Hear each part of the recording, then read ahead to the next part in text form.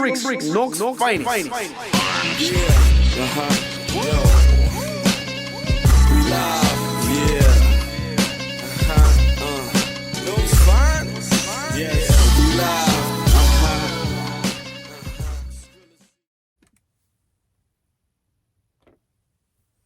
It's just you, me, and blue juice. Welcome to the check-in. Kale chips. Welcome to the check-in, y'all. I really had a real good day today. You know what I mean? Just brainstorming with my friend about like what we're gonna do with the podcast and how to make it better, how to make it more interesting for everybody. Because I don't want this just to be like a middle-aged man who's who is a late bloomer, who's having like a crisis and doesn't know his next direction turn and everything, and just tell old war stories. Because when you tell war stories, I think that you risk the chance of people missing the point of why you're telling them. I think that they become more of something that's glorified as opposed to, I did this, don't do this. Learn from a fool. A wise man learns from a fool, you know? So I just want to find a way to make this more entertaining for everybody. And in the next couple of weeks, as I learn this YouTube thing and learn like the whole videography situation and how to add people and maybe have conversations with like friends and people that's in music, people that's in movies, people that are, you know, just my friends that's really doing stuff out here, man, that's trying to make their life and situation better, you know, or talk to like people, period. You know what I'm saying? You know, we're going to try to do that. I also like to say, last week on the checklist, I was supposed to lose 1 to 2 pounds. Well, guess what? I didn't. I failed. And this is a message to everybody that's out there that wants to fake be motivated and fake want to do their thing. You can't lie to yourself. And you shouldn't, because the worst person to lie to is you. Don't lie to yourself. Monday through Saturday, I did so freaking well. I did great. I went to the gym. I worked out so hard on, I think it was Wednesday. I almost passed out in the gym. Like, I had to stop and get water. Like, I was feeling like I was about to die. I went so freaking hard. Came home and I ate right. I did everything. Thursday, did everything. Friday, did everything. Did great. Saturday, went to work. It was the snowstorm. I mean, whatever it was. It snowed Saturday. Did great. Didn't work out, but I ate okay. Sunday came. Having a great day. Enjoying my patients. Watching the games with them. And somebody bought something called the Apricot loaf in the break room.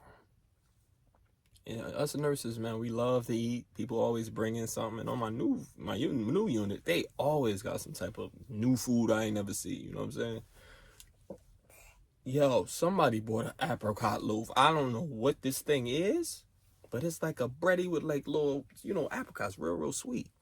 But this little delicious motherfucker, man, I was like, damn. And I don't eat sugar like that. So it's like, yo, that shit was good. It was probably better than it really is, but I don't eat sugar like that.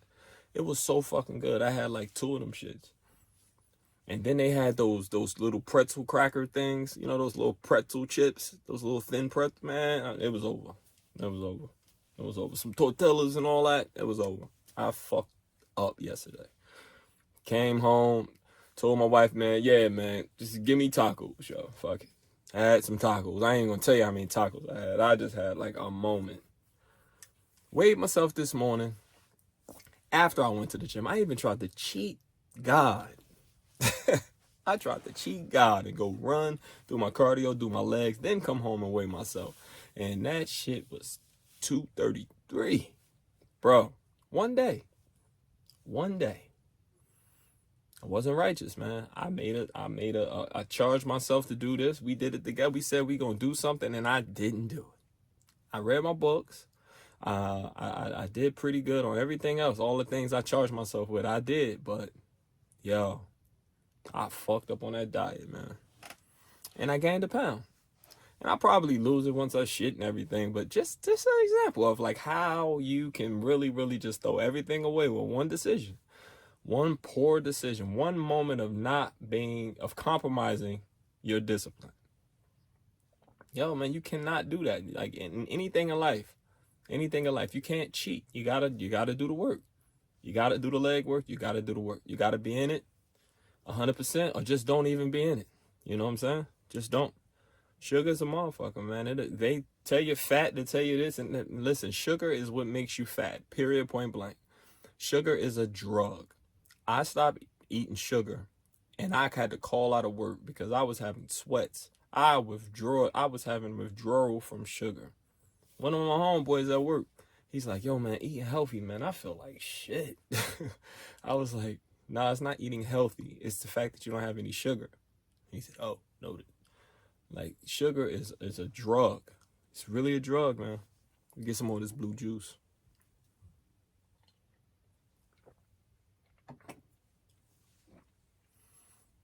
Now let's talk about Matthew Stafford. I'm not a LA Rams fan. I'm a Detroit Lions fan. I've been through I'm 42. I've been a Lions fan since I was 10, 32 years. I think I made it to the NFC Championship in 1991. It's been a very long time. Barry Sanders, Calvin Johnson, I mean a couple other people, but mostly Barry Sanders, Calvin Johnson, and Matthew Stafford are like the best Lions ever. You know what I'm saying? Period. And I don't care what you can do the night train lane. I wasn't alive for that, so I don't know. But Barry Sanders, Calvin Johnson, and Matthew Stafford are the best Detroit Lions ever. So when my boy went out there and won the game yesterday, and even after they tried to, after he saved their life, I think that Colin Cowherd mentioned something today. He said all those years in Detroit, all that adversity, gave him all the tools he needed for now. Like, I knew he would win a playoff game. They cheated us in Dallas. His first playoff game was against a crazy Saints team. I think that they lost to the Giants that year. They go to the Super Bowl, but they was a good team. Then we lost to the Seahawks. We ain't have nobody. Nobody at all. You know what I mean? Like, we ain't had no business in the playoffs that year, but we made it. And that's all because Matthew Stafford, the year after Calvin Johnson retired. So that shows you that man is the real deal. So I am very, very proud of Matthew, man. I am going for the Rams all the way. And I'm glad we traded him for all them first round picks too. We deserve it. Because that man is the truth. And I told you he was the truth. All right. All for Matt. But I'm just happy for my boy. Very, very happy for him. Yeah, man, but, we're going to try it again. And because I messed up so bad last week, what I'm going to do this week is I'm going to try to, before work, I really want to get back into going to the gym before work to do my cardio. So when I get off of work, I could just lift and not have to do both. Because it kind of like, I come home 10 o'clock at night after leaving the house at like 6, so I'll be kind of tired. And then it kind of like makes you kind of like, not like the gym. And I like the gym. I really, really like the gym. It's my place to meditate. It's my place to better myself, listen to some music, listen to some podcasts, get some ideas for this. So, I just want to get back to that, you know what I mean? But fuck Apricot loaf, man. Telling you, man, stay away from it, man. You can't do it. When you're weak like me, when the flesh is weak, and on set, like when football on, like, it's like, you know what I'm saying? Like, it's like a click. Like, football, bad food. I did fine on Saturday in a snowstorm, which is highly stressful for a person like me. Like, I was having anxiety all the way to work. I don't drive in the snow. Actually, my car got stuck in the snow 2 weeks ago when they had a little punk-ass snowstorm, and I had to leave my car out there, and my wife had to come rescue me. Because, whatever. She always rescues me. Because that's what wives are for.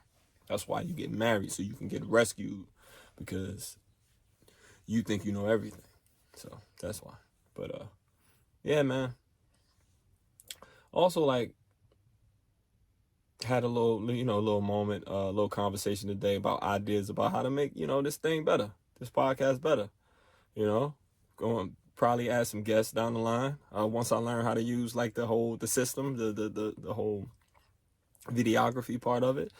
Probably gonna start doing that, man, because I think I got some really, really funny characters in my life, and I would love to like add them and let you guys meet them because they're funny, man. They're funny ass people, man, and I just laugh all the time. Like, I think of like Howard Stern and how he had all the characters and how it added so much to him. You know what I'm saying? So it's some funny guys. We're gonna add them. I'm definitely gonna add them for real because we know each other too well. We got our own lingo. It's just stories that are just hilarious. So yeah. Another thing we have. So I am. Me and my friends, we always are in like competition with each other, and I like that. I truly do. It makes me a better competitor when I compete. I just like to. I get better. I bet on myself because I know I can go there, and I don't think people really understand that. I think they judge me for who I was. And even then, I played basketball better than y'all. I rap better than y'all. It wasn't like I was some bullshit, nigga. But now it's like we talking about real life shit. Like we're gonna try to like turn it up. You know what I mean? And it's gonna be, fiscally better for my family and I. That's what we're trying to gain for now. But I think that because, people was on it before, but there's legwork that have to be done. So I know a whole bunch of starters, but I don't know very many finishers. And I'm trying to be a finisher. I've been finishing. And I know, like I was saying last week, it's like a place that I know I'm going to have to go alone because ain't nobody going to really be here to really finish with me because they want it, but I don't think they really understand what it takes to get it. And I understand what it takes to get it because I've gotten it before. Not really, like, once I gave myself abs, like for real, like I was a fat kid growing up. You know what I'm saying? Once I gave myself abs, like it's nothing on this earth that I will not be able to accomplish. I'm telling you, yo, because all it took was some type of discipline, leg work, doing shit when you don't feel like doing it. That's me. That's what I'm about to do. Except for on Sundays when fucking Apricot loaf comes. That's how simple. This is how easy it is to slip from your discipline. Your keys, you know what I'm saying? You can fall back into what you would do before, or you try something new and stick to your discipline, stick to your keys, and then execute. That's what that's all this life thing is about. Let's get to this blue juice.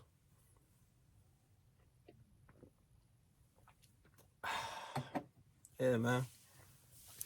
So yeah, this week for the checklist, what we're gonna do is we're gonna find one day to go to the gym before I go to work this week. Hopefully we'll start to up it to 2 when I realize that it's not as hard as I'm making it, like I used to back in the day. We're gonna finish this book. I was reading this book right now about Winston Churchill and the history of Iran in the United States, which is like crazy because it's like how stupid are our leaders, because I haven't finished the book. I only just started, but if you think about it, like America and Persia, which I just found out was Iran, was like friendly. They really loved, they admired each other so much. Americans admired Persia. Think of a principle, all the movies with Persia in it, Persian rugs. These are things that just was just grandiosity and just beauty and everything. This is how we looked at them. You know what I'm saying? And Persia looked at America like the new land, like, oh wow, it's just the experiment of this whole America thing is going to be incredible. I'm just intrigued by it. Like we used to lie for them and everything and try to make the Ottoman Empire and the Turkish look bad. You know what I'm saying? To find out that it's just some more Shia Sunni stuff. Like basically the Persians were the Muslim light. They like that. They don't want that extremist Islam. They want like the ones that's like moderately Muslim. They don't want like crazy Muslim, I guess. Whatever that is, you know what I'm saying? Whatever the media and everything try to, because I know a lot of Muslims and I've never seen nothing but like them become super peaceful, more peaceful when they found Islam. A lot of them my brothers found it in Islam in prison. A lot of them found it because that's just their family, but they peaceful people. And I know that for a fact. Every Muslim I know is peaceful, for real. Like, it's crazy.